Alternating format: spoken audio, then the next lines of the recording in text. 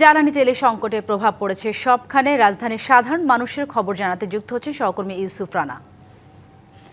ইউসুফ, জ্বালানি সংকট তো কমেনি, এর মধ্যে আবার বাড়ানো হলো জ্বালানির দাম। আপনি নিশ্চয়ই সকাল থেকে পেট্রোল পাম্পগুলো ঘুরে দেখেছেন। ভোগান্তির চিত্র কি কোনো পরিবর্তন হয়েছে নাকি সেই একই চিত্র দেখা যাচ্ছে?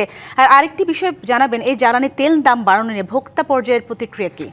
সাথে আপনি যেমনটি বলছিলেন যে জ্বালানি তেলের দাম বাড়ানো হয়েছে, সেটি শুধু পেট্রোল, অকটেন, ডিজেল নয়, গতকালকে এলপিজির দামও বাড়ানো হয়েছে এবং এটি এই মাসে দ্বিতীয় দফা বাড়ানো হয়েছে। এতে 12 কেজি এলপিজির দাম সবশেষ দাঁড়িয়েছে প্রায় 1940 টাকা। কিন্তু প্রবলেম যেটি হলো যে আমরা রাজধানীর বাজারে আমরা বিভিন্ন দোকানে যারা এই এলপিজিগুলো ব্যবহার করেন তাদের সাথে কথা বলেছি। তারা আমাদেরকে যেমনটি বলছিলেন যে এই যে 2 দফা বাড়ানো হয়েছে তারপরেও কিন্তু সেই নির্ধারিত দামে তারা এই এলপিজিটি পাচ্ছেন না, তাদেরকে আরও বেশি দামে এই এলপিজি কিনতে হচ্ছে এবং সেটি 200 থেকে 300 টাকা পর্যন্ত 12 কেজি এলপিজির দাম বেশি দামে কিনতে হচ্ছে। এবং এতে তাদের যে বিশেষ করে ছোট ছোট হোটেল এবং রেস্তোরাঁ, এছাড়া আপনার যারা ছোট ছোট চা বিক্রেতা, তাদের কিন্তু এই দামের প্রভাবটি অনেক বেশি পড়ছে। আমরা একজন বিক্রেতার সাথে কথা বলতে চাই। আপনারা তো এলপিজি দিয়ে রান্না করেন এবং হোটেলের যে বেচা বিক্রির কাজ সেটি রান্নার উপরে নির্ভর করে।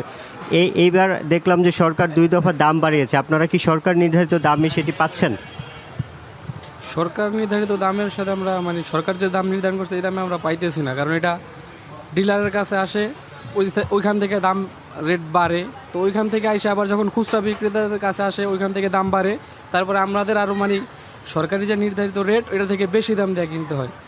কত বেশি দিয়ে কিনতে হয়? যেমন এতদিন গ্যাসের রেট ছিল 1700 টাকা, 1760 টাকা, তখন আমাদের 2000 টাকা করে দিতে হয়েছে।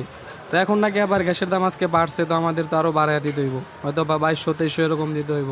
আপনারা বেশি দেন করেন, না দিলে কি সমস্যা হয়? না দিলে আমাদের তো তারা গ্যাস দিবে না, কারণ তারা বেশি দামে অন্য জায়গায় বিক্রি করতে পারতেছে। আর আমাদের তো যেহেতু আমাদের হোটেল আছে চালাইতে তো হইবই, তো এই ক্ষেত্রে আমাদের বেশি দাম দিয়ে হইলেও কিনতে হয়।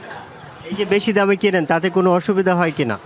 আমাদের অসুবিধা হয়, আমাদের লস দিয়া ব্যবসা করতে হয়। যেমন আমাদের এখানে তারা গ্যাসের দাম বাড়াইলে আমাদের খাবার রেটটা হঠাৎ করে বাড়ানো যায় না, কারণ এখানে রিক্সা, দিনমজুর যারা আছে, নিম্ন শ্রেণীর লোক যারা আছে এরাই খাইতে আসে এখানে। তা আমাদের হঠাৎ করে আমরা রেটটা বাড়াইতে পারি না, তো আমাদের তখনই লস দিয়ে বেচা কিনি করতে হয়। আপনাকে অসংখ্য ধন্যবাদ। সাথে আপনি যেমনটি শুনছিলেন যে এই শুধু পেট্রোল পাম্পে দীর্ঘ সারি নয়, বিভিন্ন জীবনের একেবারে বিভিন্ন স্তরে কিন্তু এই জ্বালানি দামের যে বৃদ্ধি সেটির প্রভাব পড়ছে এবং এতে কিন্তু সাধারণ মানুষের যে কষ্ট সেটি কিন্তু আগের তুলনায় অনেক বেশি বেড়েছে এবং তাদের সরকারের কাছে একটাই দাবি যে এই বিষয়টি কার্যকর পদক্ষেপ যেন নেওয়া হয়। সাথে এই ছিল আমার কাছে থাকা জ্বালানির সর্বশেষ খবর। ধন্যবাদ আপনাকে।